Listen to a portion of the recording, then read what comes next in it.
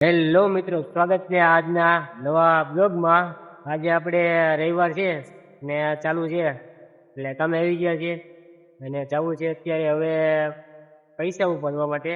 તો ચાલો જઈએ એટીએમ. આપણે પહોંચી ગયા એટીએમ અને ઉપાડી લીધા પૈસા. તો આપણે પૈસા ઉપાડી અને મારા હારાની ઘરે આવ્યો છું અત્યારે, કેમ કે મારા ઘરના અને બધા જવાના છે ગામમાં.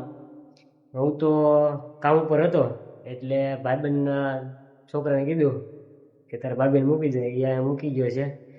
તો જોયું એ શું કરે છે. શું બનાવો છો? ઇડલી ઇડલી ઇડલી સંભાર કહેવાય ને. હા, ઇડલી સંભાર. તમે તમે શું કરો છો? હું ડાળો ખાતો.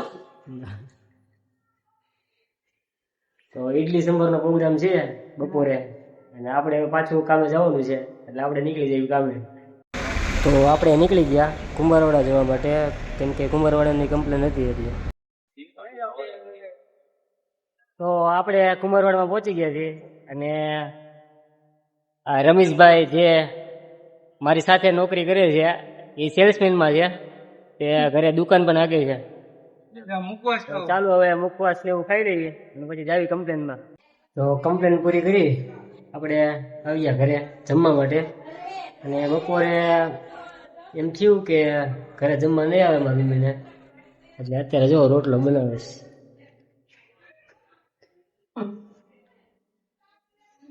મોડું થઈ ગયું એટલે એમને એમ થયું કે હવે આ જમવા નહીં આવે, બહાર જમી લે છે. આપણે આવી ગયા ઘરે જમવા માટે. તો આપણે ફૂલસર થી નીકળી ગયા અને કાળિયાબીડ આવી ગયા શક્તિ માતાના મંદિરે.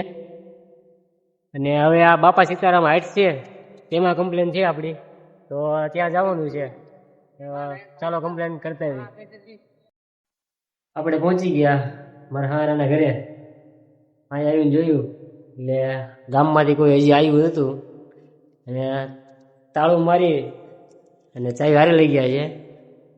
આ અમારા મોટા શાળા છે, ક્યારના ચાવી ગોતે છે પણ ચાવી મળતી નથી. કેમ મળી જઈ નથી મળી? વાત જો, હાલો હમણાં આવશે.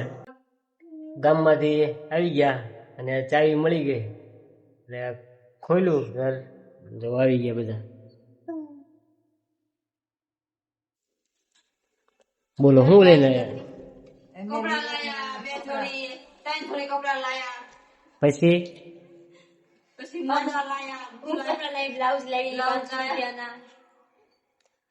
તમે? હું બે સાડીઓ લાવી. લો કાજુ કતરી. હવે 3000 રૂપિયા આપ્યા હતા, બધા વાપરીને કાંઈ રાખ્યું નથી. ઘરે જમવાની ના પાડી દીધી છે અને અહીંયા કઈ બનાવ્યું છે નહીં હજી.